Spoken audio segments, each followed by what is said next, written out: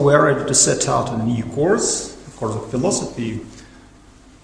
First, I have to inform you that the course consists of two parts. The first part is the history of philosophy. And the main task is just to provide you the profound navigation within the diversity of philosophical schools and traditions, starting with ancient classical philosophy and finishing up with contemporary philosophical discourses. And the second part covers essential theoretical problems of philosophy associated with different areas of philosophical knowledge, such as metaphysics or ontology, theory of knowledge or epistemology, ethics, social philosophy. So what we're going to do on the lectures, I'm going to give you some basic insights of the history of philosophy, and I will cover some theoretical problems of philosophy as well, so you'll become aware of the traditions of philosophical thought. And I'll expose you to some basic ideas, concepts, and arguments that have been developed throughout the history of philosophy and formed the basis for various philosophical approaches to the fundamental problems of theory of knowledge, metaphysics, theory of being, ethics, anthropology, and social philosophy as well. And on the seminars, just where to work through the contents of my lectures, and your task will be just to consider the issues highlighted in a lecture and to elucidate terms, to explicate concepts, and to scrutinize ideas and some other items which may seem problematic or difficult to you. So, and you're expected to prepare special reports in which you have to make account of some major philosophers, their ideas and concepts and principles of their theories. So today we have an introductory lecture here. The lecture will be dedicated to the subject matter of philosophy. And I will expose you to the views on subject matter of philosophy developed by the prominent philosophers of the past and present. So, and pay particular attention to your assignments for the seminars. I've sent you a set of topics, and there are some introductory topics on the subject matter of philosophy, on the relation of philosophy to science, and the functions of philosophy in culture, and the value of philosophy manifested in human life. So I think that some of these issues will be covered today. I'm going to start with a rather interesting thesis that the problem of defining the subject matter of philosophy is one of the specific philosophical problems. We can approach this problem in terms of meta-philosophical reflection. But anyway, a serious philosophical research implies the work at understanding and interpreting the subject matter of philosophy itself. So what philosophy is, the definition turns out to be self-recurrent. Moreover, the subject of philosophy used to be reconsidered and redefined throughout the history of philosophy, and almost every prominent philosopher tried to summarize and criticize the approaches of his or her predecessors in order to put forward his own understanding of the subject and essential problems of philosophy. And from this standpoint, philosophy turns out to be self-reflective and self-referential discipline. So the very definition of its subject involves specific philosophical conceptions and application of some philosophical approaches. At least the capacities of critical thinking and analysis should be used in order to work out a good understanding of the subject matter of philosophy. And that is one of the particular tasks of philosophy, is to work out, for instance, a general theory of knowledge. If it is one of the particular tasks of philosophy to work out a theory of knowledge, then it would be necessary to elaborate the theory of philosophy as a kind of knowledge. That is what I call a recurrent approach. The recurrence of the problem of defining philosophy subject matter not only correlates with the dynamics of philosophical thought, This case correlates with the particular features of philosophical mode of thinking. Do you know who was the first who identified himself with the position of a philosopher? I do believe that you know the name of that person, but maybe I've never associated this figure with philosophy. You must have associated him with mathematics. I mean Pythagoras. Pythagoras was the first person to describe himself as a philosopher, or to introduce himself as a philosopher. And the story goes as follows. When he attended the Olympic Games, a multitude of people addressed him by the name wise man, sophist. And there was Leon, Prince of Phlius. He was present at the time, and he asked Pythagoras what was his art. And Pythagoras' reply was that I have no art, I am a philosopher. So what is a philosopher? And then Pythagoras said, no, that is a translation of the original Greek text.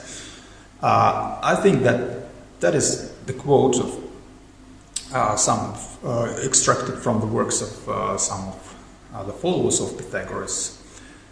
Life, O Prince, may be likened to these games, for in a crowd assembled at this great public event, some are attracted to it by the acquisition of gain, others by the hope of fame and glory, but the best class come to observe all that happens.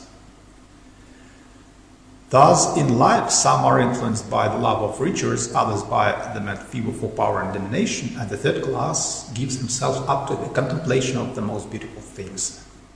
In the true sense, this man is the philosopher.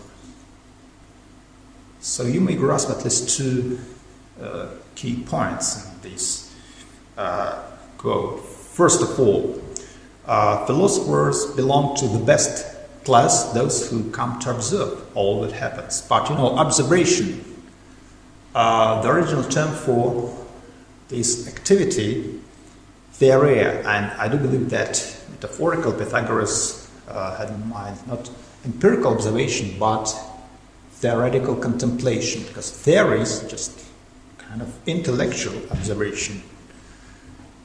It is the device of navigating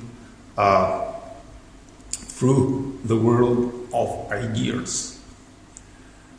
So philosophers are those who are engaged in philosophical work, in theoretical work, in theoretical contemplation, in theoretical activity. Not practical but theoretical activity, the activity of the mind.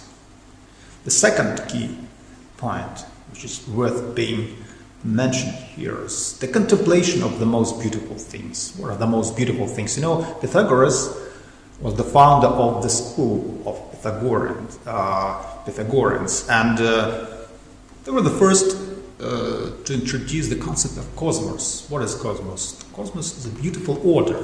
The most beautiful things are those things which warrant this order, which form the foundation for beauty and order and symmetry of the universe. So Pythagoreans considered these forms to be numbers. Anyway, philosophers are those who explicate the first principles and causes of all things and reveal the foundations of cosmos, according to Pythagoras.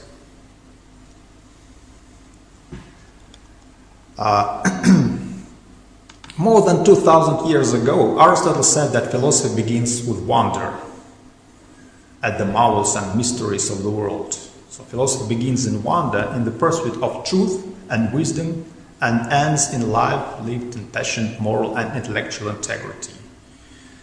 So you see, there is a theoretical aspect of philosophical work and practical aspect to provide us with some guidance in our life.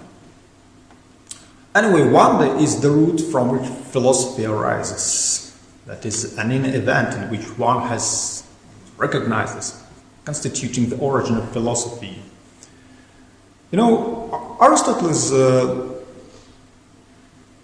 one of the greatest ancient philosophers, and the classical definition of philosophy was introduced by Aristotle. Philosophy is the study of the first principles and causes. That's the classical definition of philosophy. Aristotle, as well as Plato, they were major ancient classical philosophers. And both of them argued that philosophy began even in ordinary wonder when people look at the world around them and inquire about its origin and nature and their place therein. Let's take a look at the origin of this wonder in our ordinary, everyday activities. I'd like to quote Thomas Nagel, a contemporary American philosopher. Thomas Nagel claims that philosophical raw material comes directly from the world and our relation to it, not from writings of the past. Or another philosopher, Bambro, recalls his work Service as a miner and his experience then of discussing philosophical questions with miners, and his late experiences as Dean of St. John's College, the experience of discussing philosophical questions with rebellious students. And Bambro refers to the general conversation of mankind from which philosophy arises and to which it must return. And he concludes that even the geniuses among writers and thinkers, Shakespeare, Tolstoy, Plato, and Wittgenstein, are doing to a higher power something that we all do and need to do. Karl Popper, a prominent Austrian English philosopher of the 20th century, argues that all men and all women are philosophers, though some are more so than others. If we do not all have philosophical problems, we have at least philosophical prejudices. And professional philosophy is, or should be, the critical examination of widespread and influential theories we take for granted in everyday life. Keep in mind this statement. Philosophy is the critical examination of widespread and influential theories we take for granted in everyday life. That's another classical definition of philosophy in terms of its functions with regard to our assumptions which we take for granted.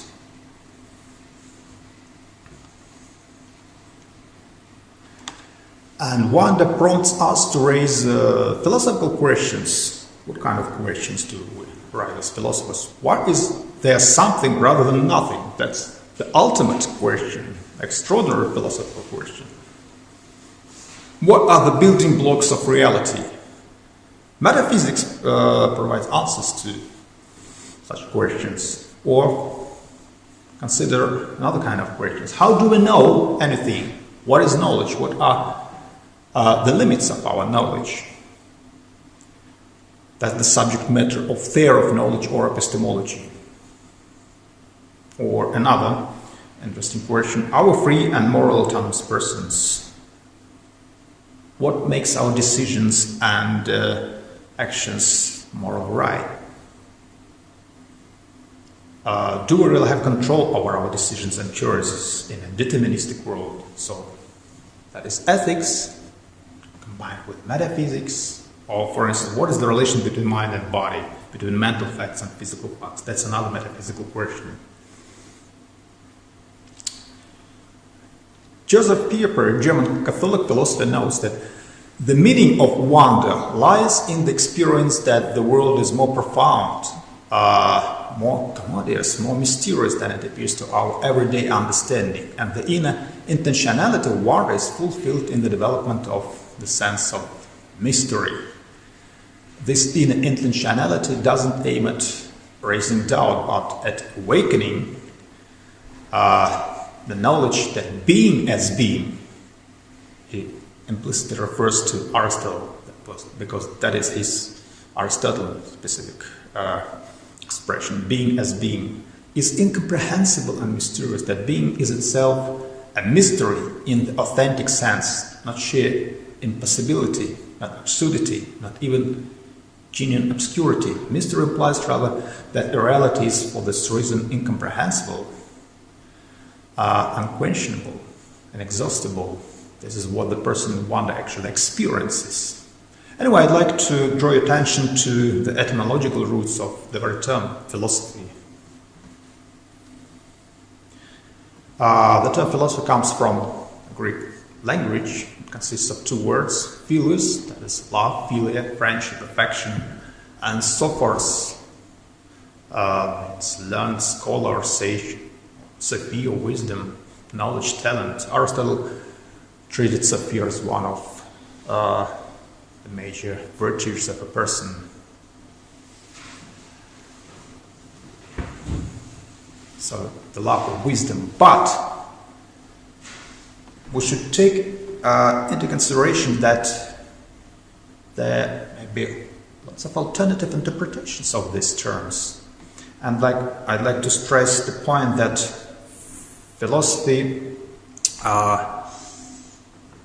cannot be merely reduced to the love of wisdom as such. As Merriweather Calkins noted, philosophy is in the more technical sense differs from the mere love of wisdom. It is reasoned knowledge, not pure insight. And philosophic lover of the wisdom must work out the blessed way to realize truth. Philosophy is indeed distinguished as reflective from everyday experience, which accepts or rejects but doesn't reflect on its object. And it is distinguished as theoretical from art, which creates but doesn't reason. So anyway, philosophy is reasoned knowledge, it is reflective and theoretical. It is not pure insight. And let it be our first thesis, that philosophy is discipline of reflective and critical thinking. That is a kind of formal definition. Anyway, the mission of philosophy is to preserve and to develop the culture of reflective and critical thinking. What is critical thinking? So we are always thinking, of course, and we use our thinking anytime we decide what we will do or what we will believe. But our thinking can be illogical, biased, close-minded, or based on mistaken assumptions and supported beliefs, false generalizations, and fallacious reasoning. Such thinking is bound to lead us astray. Critical thinking is the opposite of this kind of risky, undisciplined thinking. I'd like to cite Professor Manuel Velasquez. Critical thinking is the kind of disciplined thinking when we base our beliefs and actions on unbiased and valid reasoning that uses well-founded evidence, that avoids false generalizations and unrecognized assumptions, and that considers opposing points of view. And obviously, critical thinking is important in every aspect of life, but especially essential in philosophy, because philosophy is the activity of thinking through the most basic beliefs we have accepted about ourselves and our world.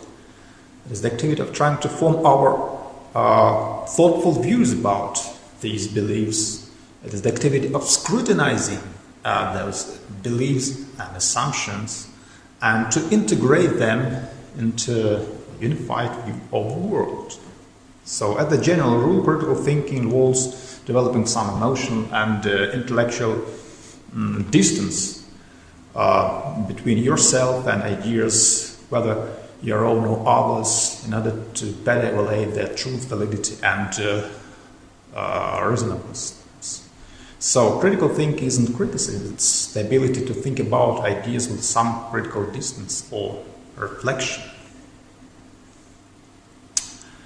You know, there were lots of attempts to articulate the possibility of developing capabilities of critical thinking through the realm of our everyday ordinary experiences. And some philosophers have noticed that even children are capable of critical thinking and therefore of sustained philosophical reflection.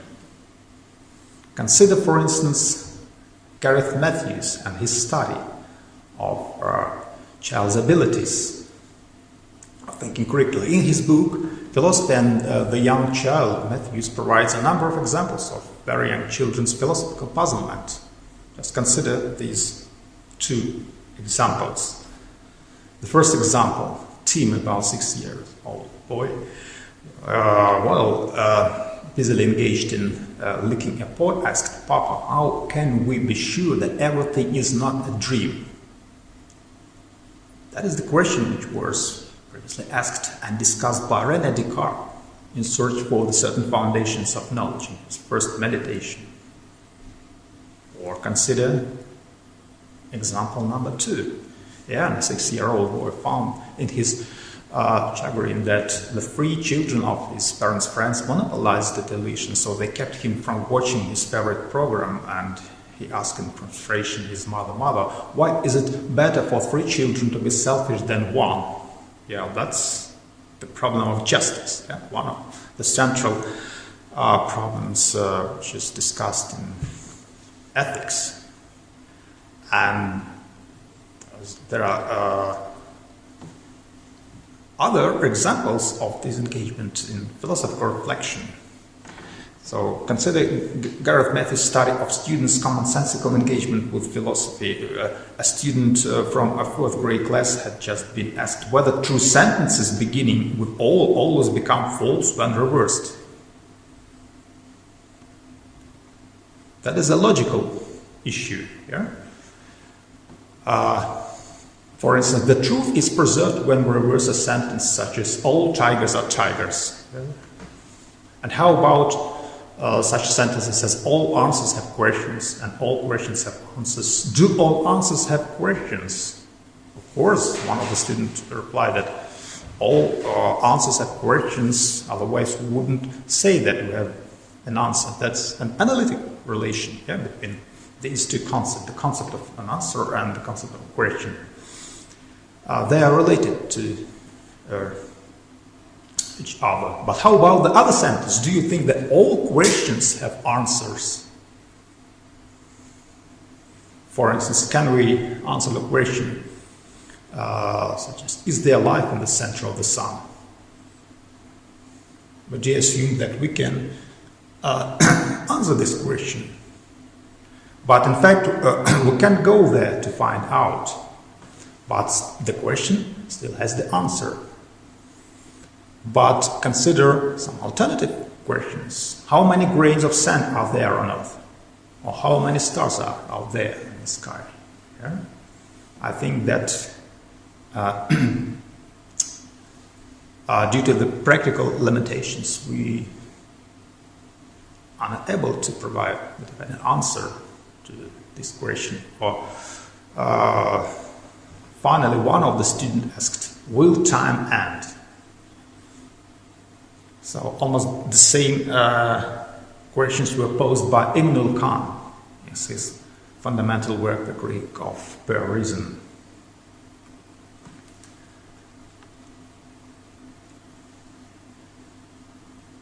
What are the main features of philosophical reflection?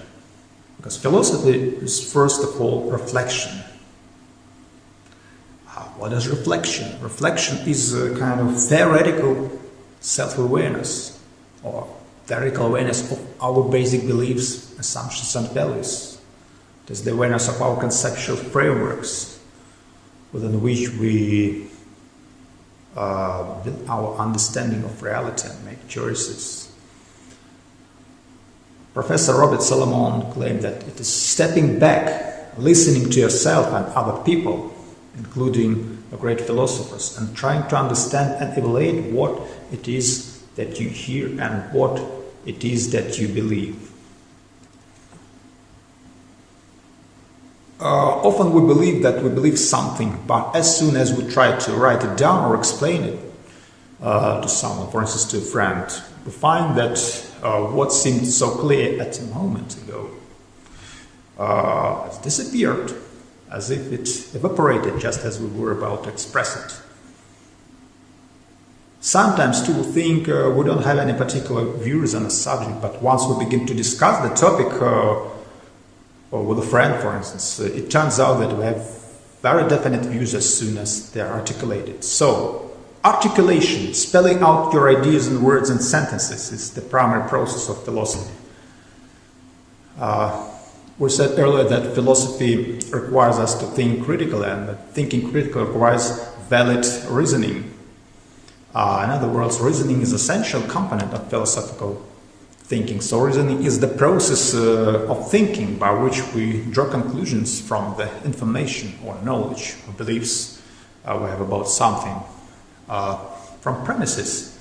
And we call the information from which we draw a conclusion the reasons or the premises or the evidence for the conclusion. So the essential feature of doing philosophy is arguing for your views. The hallmark philosophy lays in argument. Articulating your opinions still leaves open the question whether they are worth believing, whether they are well thought out and can stand up to criticism from someone who disagrees with you. So arguments serve the purpose of testing our views and assumptions. They are to philosophy what practice games are to sports. Ways of seeing just how well you are prepared, how skilled you are. And in philosophy, just how convincing your views really are. An argument consists of a group of reasons or premises plus a claim or conclusion that the reasons are supposed to prove or support. And every argument has two parts then, a group of premises which provide reasons or evidence for a conclusion, and the conclusion, which is the claim that those premises are supposed to establish. For instance, in the argument that Hallbach gives, for example, the premises include the statement that every person is increasingly modified by causes over which he has no control and which necessarily determine his manner of action. And the conclusion is his claim that the actions of men are never free. That is one of the most difficult metaphysical problems, the problem of free will and determinism. Yet, another philosopher, Frankl, claims that the premises include the statement that, for instance, in the concentration camps, some comrades behaved like swine while others behaved like saints, although all were subjected to the same external conditions, and the conclusion is the claim that man is not fully determined by external conditions. Yeah? So articulating and arguing your opinions has a familiar benefits. Stating and defending a view is a way of making it your own, and doing philosophy almost always includes appealing to other philosophers in support of your own views, borrowing their arguments and examples as well as quoting them when they have striking things to say. And it is by doing philosophy, articulating and arguing your views instead of just reading about other people's philosophy books that you make your own views genuinely your own. And that is how the philosophies of the past become important to us. So, to sum up, philosophy through reflection and by the means of articulation and argument enables us to analyze and critically examine our ideas and unquestionable assumptions, to elucidate and to clarify the conceptual frameworks of our thinking and speaking and decision making, to synthesize our vision of ourselves and the world. It enables us to put the pieces of knowledge, including knowledge which is generated by sciences, together in a unified, defensible vision of the world. And such a synthesis is the ultimate aim of philosophical reflection.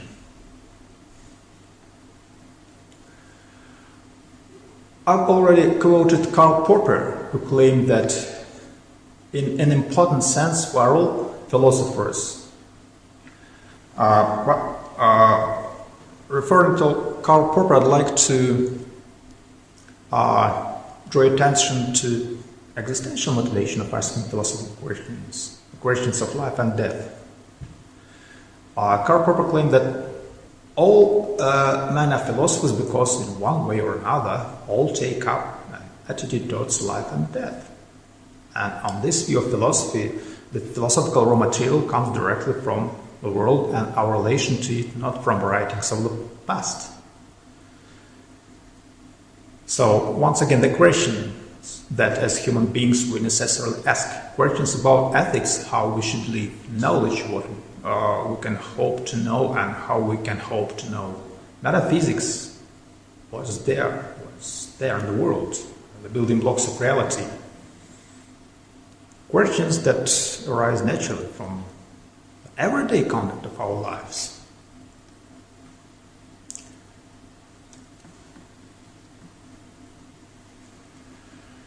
So the philosophy is the experience of asking such grand questions about life, about what we know, about what we ought to do or believe in, and philosophy, the process of getting to the bottom of things, asking those basic questions about ideas that most of the time we simply take for granted.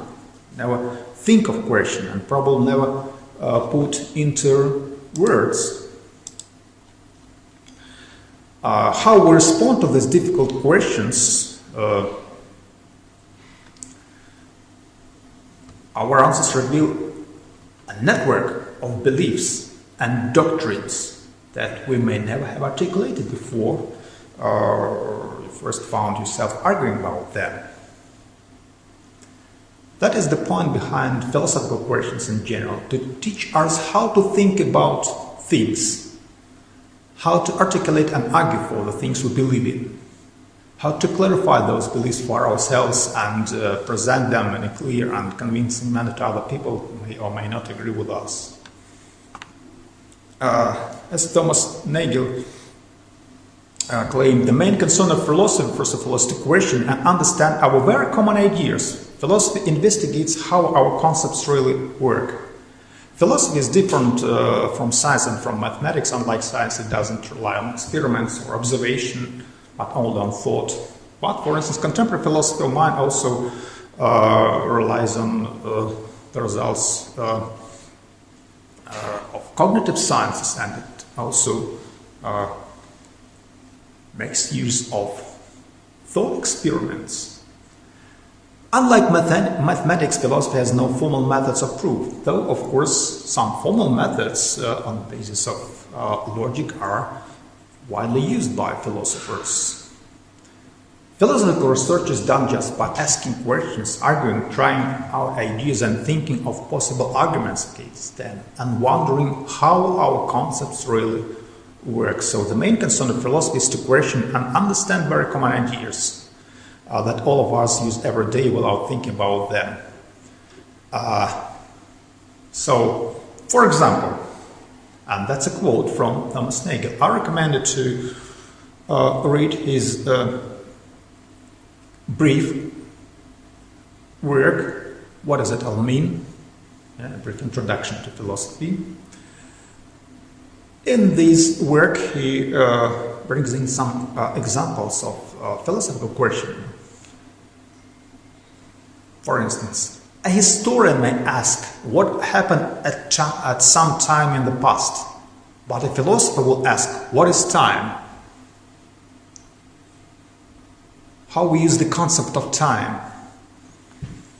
What is the implicit horizon of our understanding of the essence of time? A mathematician may investigate the relations among numbers, but a philosopher will ask, what is a number? A physicist will ask what atoms are made of or what explains gravity, but a philosopher will ask how we can know that there is anything outside of our minds, that we are not the victims of matrix, for instance. Yeah? A psychologist may investigate how children learn language, but a philosopher will ask what makes a word mean anything, the problems of reference, the problems of theory of language or philosophy of language. And one can ask whether it's wrong to sneak into a movie without paying, but a philosopher will ask what makes an action right or wrong, the main problem of ethics. And as Thomas Nagel noted, we couldn't get along in life without taking the ideas of time, number, knowledge, language, right and wrong for granted, because these are categories, they were behind our understandings of those ordinary things. But in philosophy, we investigate those things themselves. The aim is to push our understanding of the world and ourselves a bit deeper. And obviously, it isn't easy. The more basic the ideas you are trying to investigate, the fewer tools you have to work with, and there isn't much you can assume or take for granted. So philosophy is somewhat dizzying activity, and few of its results go unchangeable for long. Let's consider an example of philosophical questioning. How do we know anything? Implicitly, in this example, we address the argument developed by René Descartes. If you think about it, so how do we know anything? What can we be sure of? It is only those things that are inside our own mind that we can be sure of. Whatever we believe, whether it's about the sun, moon, and stars, and this classroom here, or external situation, all these beliefs are based on our experiences and thoughts, feelings, and sense impressions that constitute the content of our mental states, of which we are directly aware. That means that we are directly aware not of the external objects, as it seems to us in a common sense, but first of all, we are directly aware or acquainted with the content of our mind, because we've got privileged access to the content of our mind. So, ordinarily, we have no doubts about the existence of the floor under our feet, or something that is outside this building here. But in fact, most of the time, we don't even think about the mental states that make us aware of those things.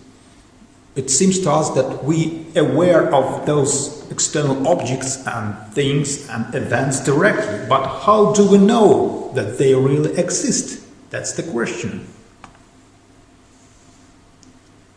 The same question was raised by René Descartes. He searched for the certain foundations of knowledge. He searched for the proposition that can resist any doubt. So we may go in our reflection as follows. Would things seem any different to you if in fact all these things existed only in your mind? If everything you took to be the real world outside was just a giant dream or hallucination from which you will never wake up? Just recall the movie Matrix. René Descartes, in his Meditations on the First Philosophy, reminds us of dreams in which we can represent things to ourselves just as convincingly as our senses now do, but which bear no relation to reality. And it is possible, for all we know, that we are dreaming now, no matter how convincing our present experience seems to be. And if this doubt can be raised about any sense experience, no matter how vivid, then no belief based on sense experience can be certain. And if all justified beliefs are based on sense experience, then no belief is uncertain. If you want to find out whether what's inside your mind is any guide to what's outside your mind, you can depend on how things seem from inside your mind to give you the answer. For example, if you knocked on the table or pinched yourself, you'd hear the knock and feel the pinch, but that would be just one more thing going on inside your mind, like everything else. And then you make a kind of inference from what is accessible to you, what is given to you in this inner perspective, to what exists out there in the world. The problem is how can justify this kind kind of inference. All your evidence about anything has to come through your mind, whether in the form of perception, the testimonial books, and other people or memory, and it is entirely consistent with everything you are aware of, that nothing at all exists except what is there inside of your mind. So that's the argument, and René Descartes generalized this succession of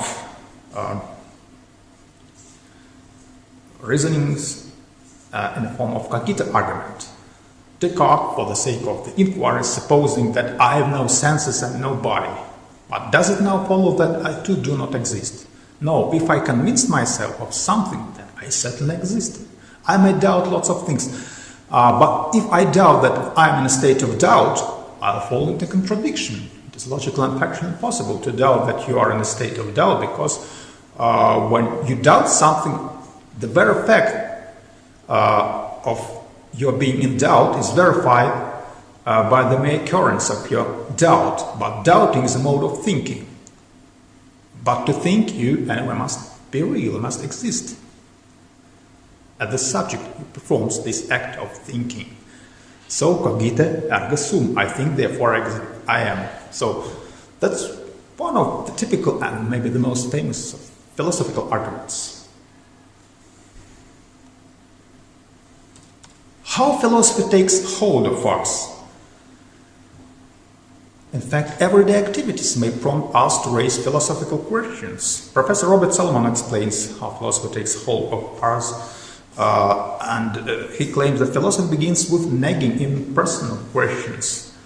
Quite often our philosophical awareness begins in disappointed tragedy when we first start wondering whether life is fair or whether we are really learning anything in school. So our philosophizing can begin with a trivial incident. We catch ourselves lying to a friend and we start thinking about the importance of morality. So that's the root of our moral reflection. We suffer from or enjoy a momentary illusion or hallucination, and we begin to wonder how it is that we know anything is real, or even that we are not dreaming all the time. So these are the questions of the kind which Descartes considered in his search for the certain foundations of our knowledge. And we have a quick brush with death, for instance, and we start thinking about the value and meaning of human life. So in such moments, philosophy takes hold of us, and we see a thing beyond the details of everyday life. So doing philosophy in turn is thinking further about these dramatic questions which can suddenly become so important to us. The paradigmatic figure, the figure of philosopher, is represented by ancient classical philosopher Socrates. Socrates is considered to be a personification of philosophy. He was a Greek philosopher, was the most perfect exemplar of the examined life, best known for his dictum that only such a life is worth living. Socrates wrote nothing, but his thoughts and way of life had a profound impact on many of his contemporaries, and through Plato's portrayal of him in his early writings, he became a major source of inspiration and ideas for later generations of philosophers. And his daily occupation was adversarial public conversation with anyone willing to argue with him, a man of great intellectual brilliance. He was described as a man of moral integrity, personal magnetism, and physical self-command. He challenged the moral complacency of his fellow citizens. He embarrassed them with the inability to answer such questions as what is virtue, questions that he thought we must answer if we ought to know how best to live our lives. So Socrates, was put on trial and executed for being a religious subversive and for corrupting the youth of Athens. But he remained true to himself in life and in death. Socrates treated philosophy as the art of posing questions about things that seem to be clear to everyone. What is virtue? What is knowledge? What is beauty? Can you grasp the main idea of those things and expose their true essence? To articulate their true essence in a definition without falling into contradiction with your basic assumptions. Your answer must be logically consistent and rationally justified, and the definition must be at the same time general and concrete enough to cover all the possible cases. And in Plato's dialogue, Plato was the pupil of Socrates. In Plato's dialogues, such as the Charmides, Bacchus, Euthyphro of Socrates is depicted as asking about a particular moral quality, temperance, courage, piety. What is it? What is it? Socrates is interested in seeking an answer to such question as what is piety, because he thinks that few people can answer correctly, though we think that we can answer such questions, that we have some intuitive understanding of what is virtue, what is knowledge. Nevertheless, Socrates scrutinizes our assumptions, and he exposes us to the fact that we are not capable to provide an adequate answer to these what questions that would expose the essence of those things of which we consider ourselves to be aware and knowledgeable. He claims that there must be one thing, for instance, if we're asking about what is virtue, what is piety, one thing, piety or virtue or justice, in terms of which all pious or just acts or virtuous acts are said to be pious, just, or virtuous. And Socrates is impatient with the replies to the question, which consists of piling up examples of pious or just acts. Remember that I didn't ask you to give me 2 or 3 examples of piety, but to explain the general idea which makes all pious things pious, all just acts just, all beautiful things beautiful. Do you not recollect that there was one idea which made the impious impious and the pious pious? Tell me what is the nature of this idea, and then I shall have a standard to which I may look and by which I may measure actions, whether yours or those of anyone else. So no, Socrates was the master of philosophical dialogue, a clever designed activity of testing our understanding of lots of ordinary things.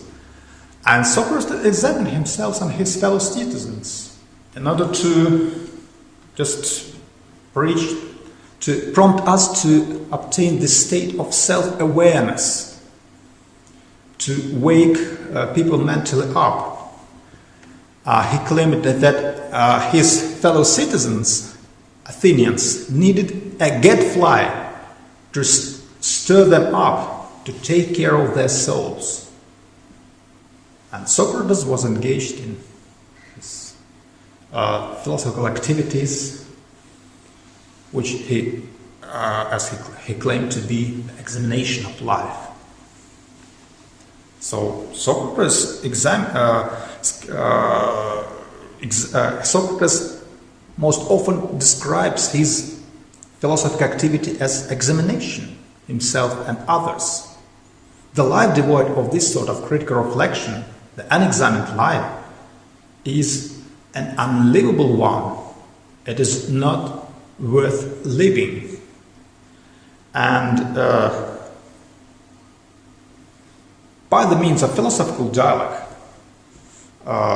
using his method of intellectually self-examination of the basic assumptions of underlying our common sense understanding of ordinary things, Socrates intended to wake people mentally up, to give them a strong motivation of being self-conscious in every act of their existence, and to strengthen the will to the acquisition of true knowledge and virtue.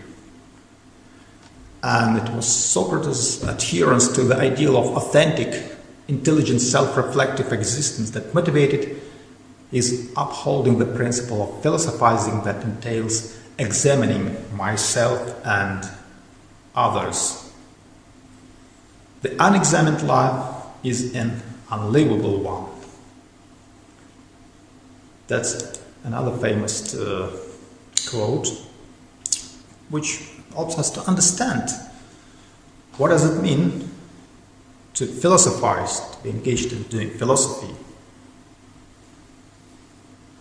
So, philosophical reflection is a theoretical self-awareness of ourselves as cultural beings and of how the world is determined within the framework of our human activities.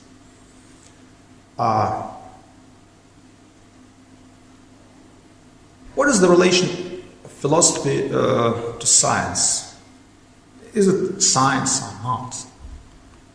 Can we attribute a scientific status to philosophical knowledge? That's the problem. I'd like to quote Margaret Calkins. Philosophy resembles natural science, for that also reflects and reasons. The really important problem of the definition of philosophy is consequently this: to distinguish philosophy from natural science. Philosophy is not a positive science. As a matter of fact, philosophy doesn't use empirical methods. It doesn't elaborate empirical corroborated theories, though philosophical knowledge is theoretical knowledge. This is not of that kind of which scientific theories represent, though philosophy may take into account the results obtained in lots of natural sciences. There are two important contrasts which hold between science and philosophy, which are characteristic of specific philosophical approach. First, philosophy must take as its object the utterly irreducible nature of some reality, whereas the science doesn't properly raise the question whether these its phenomena are in the end reducible to those of another order. And philosophy may take as its object the ultimate nature not only of a single fact or group of facts, but of all that there is, the ultimate reality into which all else can be resolved and which cannot itself be resolved into anything beyond. That in terms of which all else can be expressed and which cannot itself be expressed in terms of anything outside itself. Just recall Aristotle's classical definition of the subject of philosophy. Philosophy is the science which is the inquiry into the first principles and causes. And in both respects, a natural science differs from philosophy. Let's consider the following example. The object of physiologist studies is the living cell. The scientist doesn't inquire whether or not the living cell is in its fundamental nature a physical or psychical phenomenon. For instance, whether protoplasm reduces on the one hand to physical energy or on the other hand to consciousness. The scientists already accepted some of the fundamental assumptions about the nature of reality. On the contrary, the physiologist confines himself to analysis within arbitrary limits of his living cells, and the so-called metaphysical questions are left to philosophers. To the physiologist, those metaphysical questions may seem even meaningless. But what is the real nature of those physical or psychical processes? Is the reality ultimately split up into physical or psychical realms? Is the division a final one, or is the psychical can be reduced to physical? Is thought a function of brain activity? So these are metaphysical questions discussed by philosophers. These questions are of meta-scientific or metaphysical kind.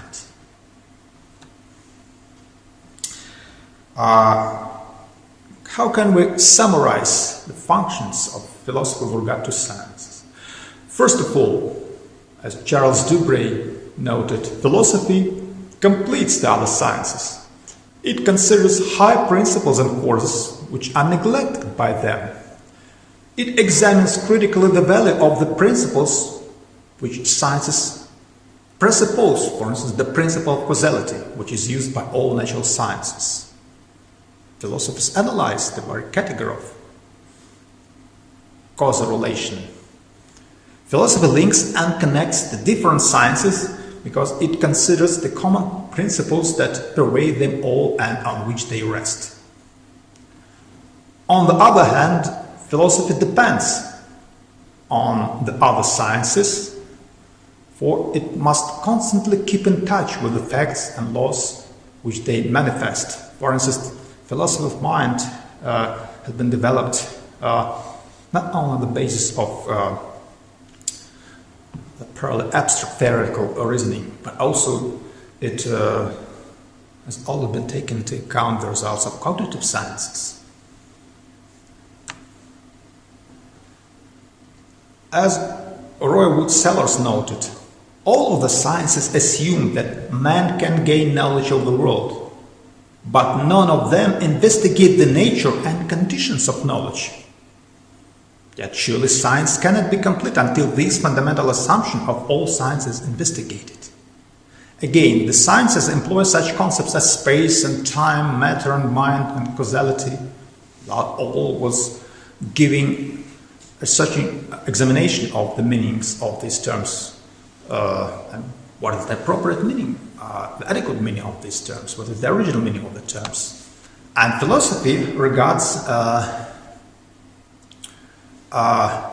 this critical investigation of commonly used terms as imperative of harmonious and satisfactory view of the world, which can be achieved through this examination of our basic concepts and categories. Why? Because it has found that no synthesis can be done without running up against general problems involving the interpretation of such fundamental terms and the explication of these concepts and categories that form the framework of our scientific and ordinary knowledge.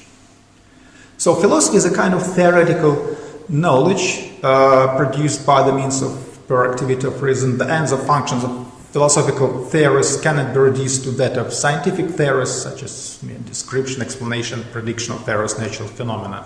Philosophy, in fact, goes far beyond the positive scientific cognition of the natural world, because philosophers raise metaphysical questions concerning the nature of reality and the building blocks of reality, questions about the conditions of the possibility of knowledge and what are the limits of our knowledge, what is the nature of truth and the conditions of justification, questions about the criterions for the rationality and moral value of our actions and decisions, and more fundamental questions about the meaning of our life.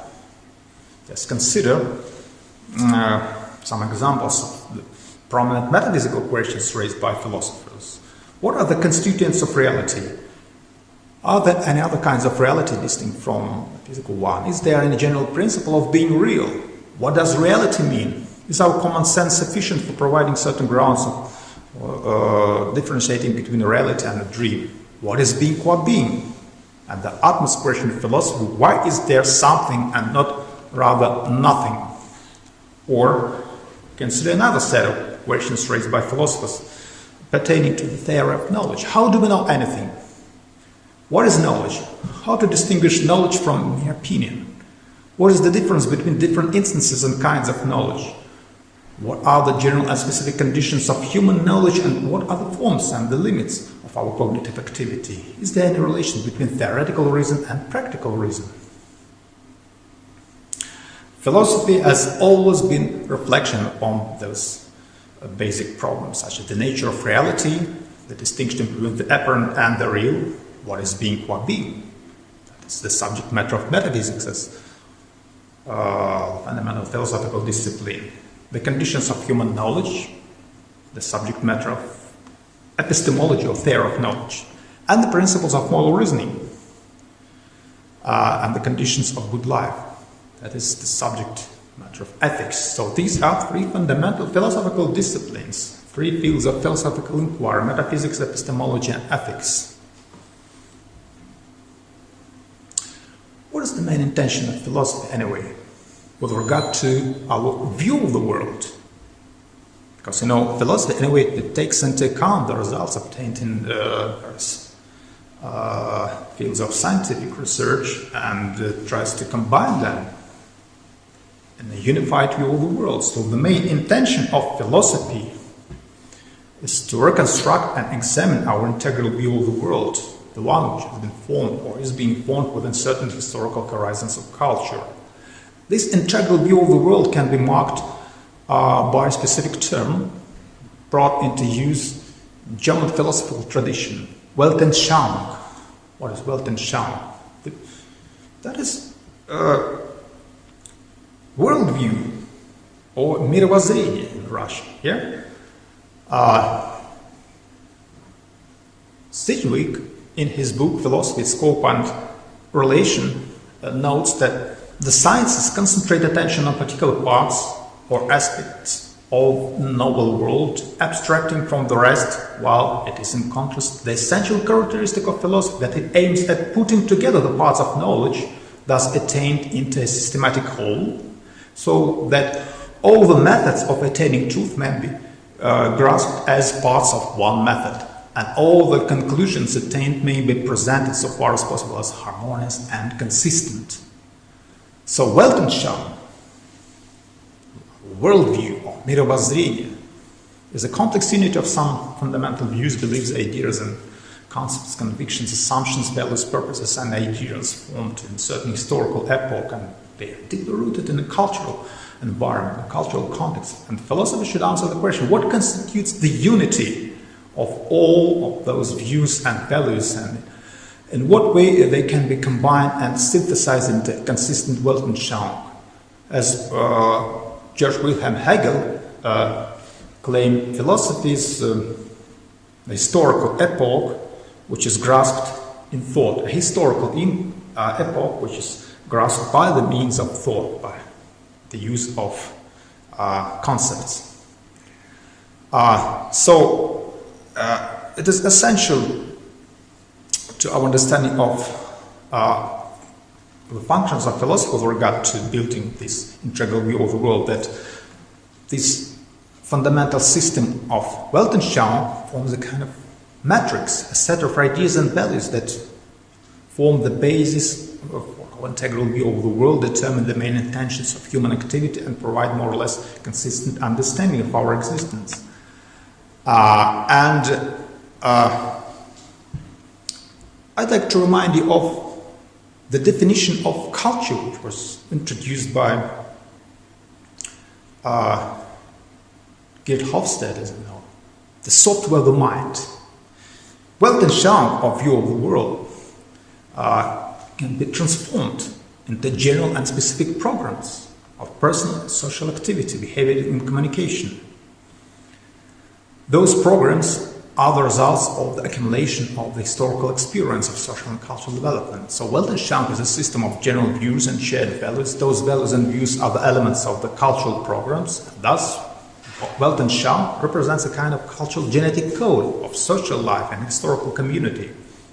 Let's call it a genetic code of culture. So the main intention of philosophy is to read and to interpret this genetic code of culture.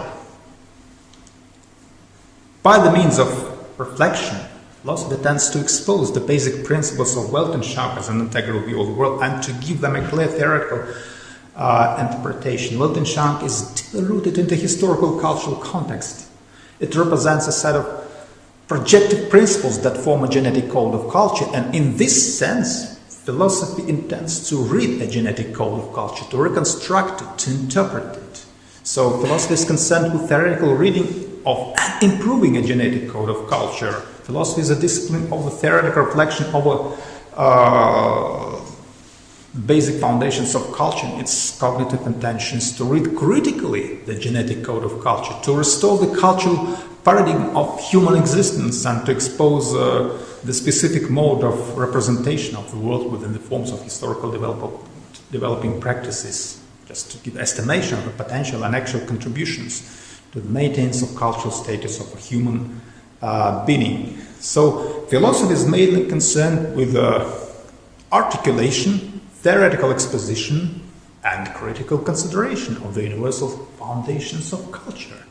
And philosophy helps to realize our basic concepts, views, assumptions, expectations, and preferences that form the grounds of our view of the world, represent the conditions of our self-awareness, self-consciousness, self-understanding, and determine our choices and the principles of practical activity. So most part of these structures, they are functioning unconsciously. We are unaware of those categorical structures that underlie our thoughts and decisions. Do not even realize the whole range of the preconditions for our behavior and thought and orientation in the world. And that means that philosophy is reconstructing the underlying cultural matrix of our life. Philosophy intends to reconstruct the cultural matrix of our life, our basic categories, views and preferences, on the assumption that structures of that kind are historically determined and may be of the same cultural genetic code. So philosophy transforms those mostly unconsciously functioning categorical structures or conceptual frameworks of human understanding and activity into the subject of rational recognition and critical consideration.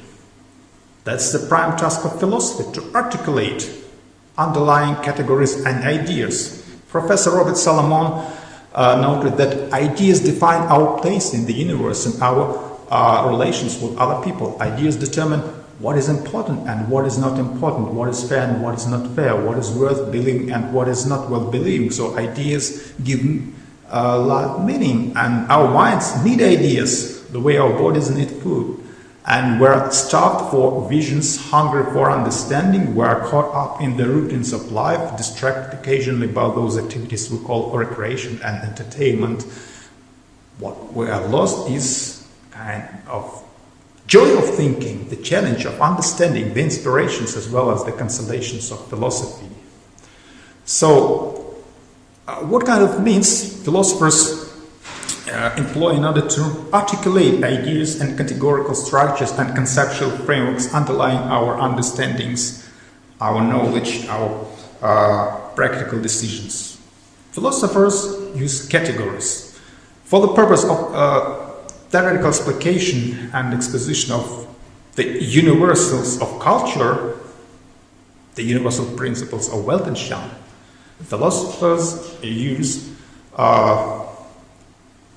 categorical forms, a set of philosophical categories, and these are fundamental concepts that can be used as the instrument for articulation of the major principles of our view of the world, which is shared by the people belonging to the same culture, the same historical period. And let's identify those categories, these fundamental categorical structures. There are at least several categorical blocks or blocks of categories which can be used by philosophers in order to articulate the content of our view of the world and to restore the genetic code of culture. The first typical block of categories contains the categories applied in order to shape our understanding of reality. Reality is a set of interrelated entities, objects and events subjected to exposition and representation or reconstruction. These are ontological categories such as space, time, thing, quantity, quality, relation, motivation, causality, possibility, necessity, contingency, infinity, etc. So, the second block of categories it deals with human reality. The categorical form specified for the reflection on the problems of human being. Those categories operate in philosophical understanding of the phenomenology of human life's world. Human being, I, other, society, life, death, meaning of life, truth, beauty, love, freedom.